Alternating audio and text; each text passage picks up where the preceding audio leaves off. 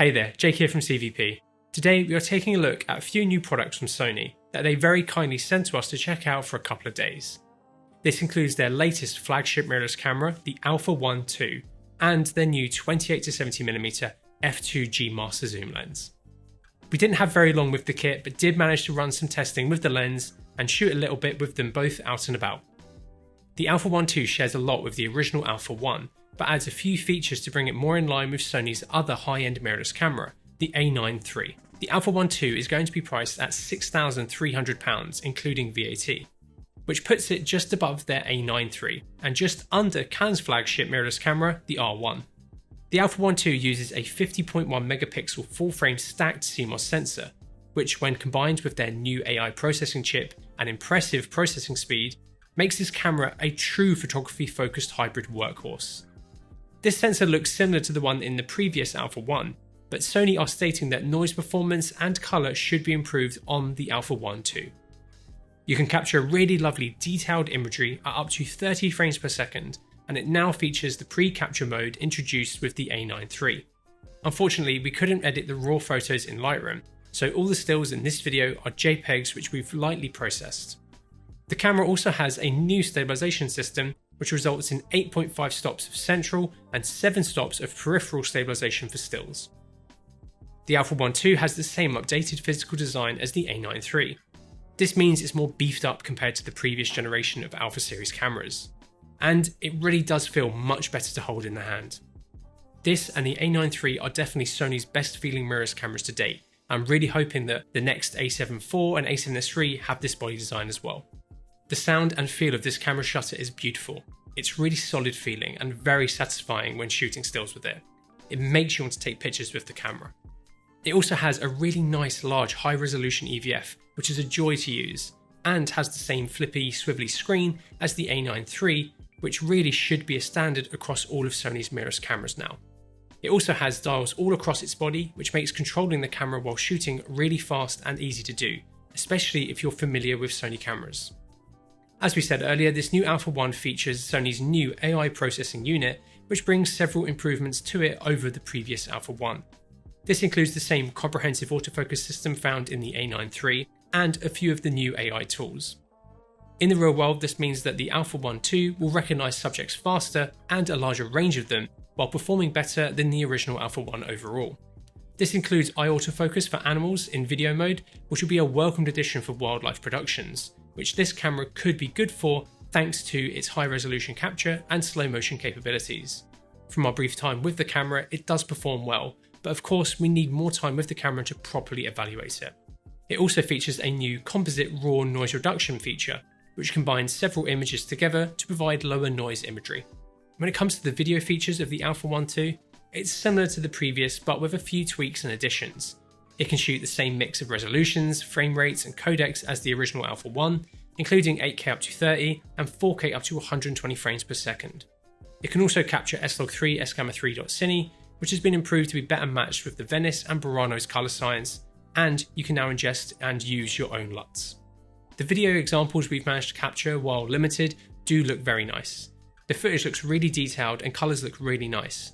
However, as we noted in our original Alpha 1 overview, the 8K H.265 is rather taxing on our Mac Studios. So for faster edits, this is definitely worth transcoding to something like ProRes.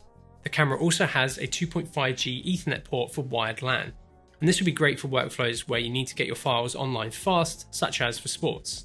The camera can also be woken via LAN now, which will be very helpful for this type of application. The camera also comes with Sony's new BCZD1 charger, which is a dual-channel USB-C PD MPF-Z100 charger, and it's actually pretty nice. It's really compact, feels well built in the hand, and will charge 2 batteries in around 150 minutes via the PD USB port. We actually used this in our rucksack with a PD power bank, which allowed us to charge batteries on the go while we were shooting, which is pretty neat. It's available to order separately now, or if you want something that can charge more batteries, you can check out the SmallRig 4839. This is a 4-channel charger which also uses PD USB-C, but can also output via that USB-C, which the Sony one can't. With its high price tag, the Alpha 1 II will be a very specific recommendation for video users. It's one of, if not the best hybrid mirrorless camera Sony offer currently, so for those wanting this, it could be a great option to look at. though the A9 III could also be worth a shout thanks to its lower megapixel count and global shutter, which could make it better for video. For solely video focused users, I would say there are other cameras on the market from Sony that are worth exploring. You can get an FX6 for less than this camera. For photographers though, the Alpha 1 II takes everything great from the original but adds several key features that could be very helpful for certain workflows and shooting situations. Right, let's take a look at this new lens. The first thing we noticed when we got our hands on the 28-70mm f2 is just how damn light it is given its focal range and consistent f2 aperture. It weighs just 918 grams, which is really impressive. The 24-70 f2.82 weighs 223 grams less than it, and Canon's 28-70 f2 is a good bit heavier at 512 grams more than this new lens. While shooting with it, we used it mainly on the Alpha 1 II, and it felt really well balanced on that, which is partly thanks to it not tromboning too much as you zoom, which is nice. Even though it's pretty light, it's still quite a large standard zoom lens, but it's not unwieldy by any means for run and gun shooters. Its overall design is very similar to Sony's other G Master lenses. It has an 86mm filter thread, features a declickable aperture ring, and all of the regular array of buttons you would expect to see on a Sony G Master lens. It uses 4 of Sony's XT linear motors to move the 20 elements in 14 groups inside the lens. This means that it has a good manual focus experience, and when paired with the Alpha 2's comprehensive autofocus system, it delivers snappy and consistent autofocus performance.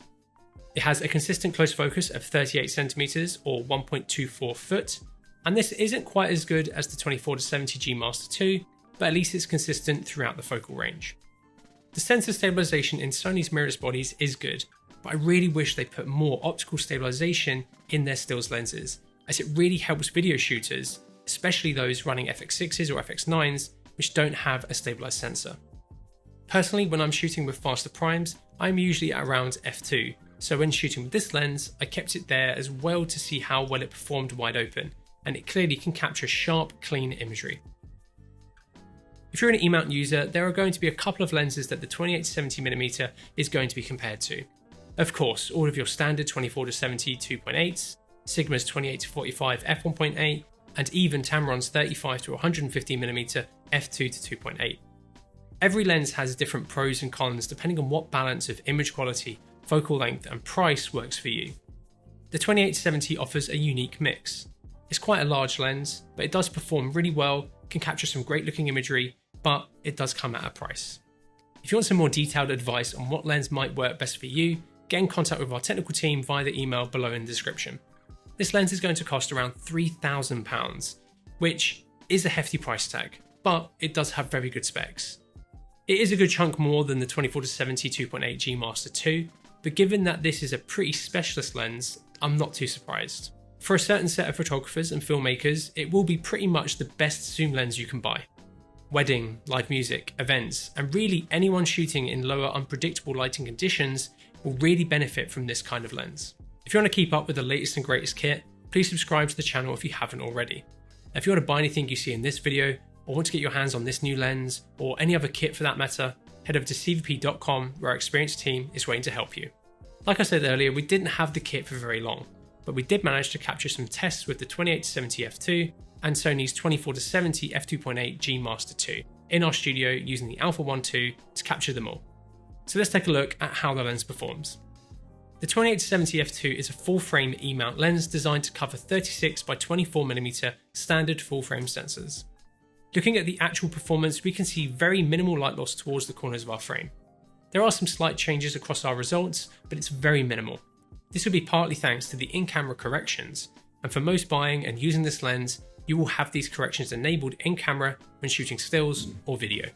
The 28-70 f2 uses an 11 blade iris, and as we stop down we can start to see the blades forming our out of focus highlights, but even at 5.6, our highlights look decently round all the way through the focal range. Throughout the range we can see cutting and a slightly misshaped nature wide open, which improves as you stop down. We can also see texture on our highlights, a defined edge, and a slight bit of colour around our highlights. When we compare it to the 24-70, honestly they both look extremely similar, with very subtle differences in shape, glowing around the edge, and overall character. Both lenses can produce nice looking out of focus elements, but let us know what you think of our test imagery down below. Up next, let's have a look at how the lens can resolve our chart. Starting in the centre, it's honestly quite hard to tell the two lenses apart unless you really pixel peep. However, I do think the 2870 does edge out slightly. Wide open, it's very impressive. It's really clean and resolves really well. Looking at the corners, we can see clearer differences between the two though. The 2870 looks much better in the corners, even wide open at f2 compared to 2.8 on the 24-70.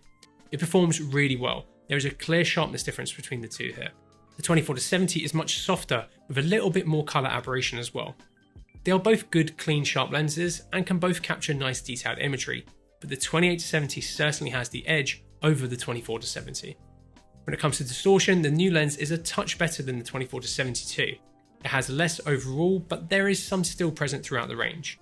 Again, these are with corrections on, and if you turn them off, performance is going to be far worse, which is incredibly common now with modern lenses. And for most Sony shooters, you should be shooting with these corrections on in camera.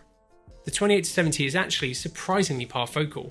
We can see a slight shift in focus as we zoom, but it holds focus decently well throughout the range, especially compared to the 24-70, which does shift quite a bit more than the 28-70. This is impressive to see and will be great for us video shooters. For our focus breathing examples, I am pulling focus through the entire focus range quickly, so this will look exaggerated versus a real world pull. Considering they are stills lenses, both lenses perform very well here, and the 2870 is also compatible with Sony's lens breathing compensation mode that is present in some of their cameras. Right, let's take a look at how the lenses perform in regards to transverse aberration. The 2870 has bluey greeny aberration after and orangey red before our point of focus. This is very similar to the 24-70, but that maybe has a touch more overall. Their flares also look very similar to each other as well, but there are certainly some slight differences between them. We'll be putting the full uncut test on our Vimeo as soon as possible, so if you want to see these and the rest of the tests in full, make sure to follow us via the link in the description below. The 28-70mm f2 is a logical addition for Sony's lineup. It can produce excellent, clean, sharp imagery in a surprisingly light housing, especially considering its focal range and f2 aperture. It was a joy to use while shooting with the Alpha 1 II, and I'm sure there are plenty of photographers and filmmakers who will be eyeing up this lens. Optically, it's Sony's best standard zoom available, and you get the benefit of having that lovely extra stop of light. Whether it's worth the extra cash over the 24-70 G Master 2 will depend on what you need. Anyway, let us know what you think of these new products, or if you have any further questions about them in the comments below. And if you liked the video, please give it a like and maybe consider subscribing so you don't miss out on our awesome upcoming content. And thank you so much for watching.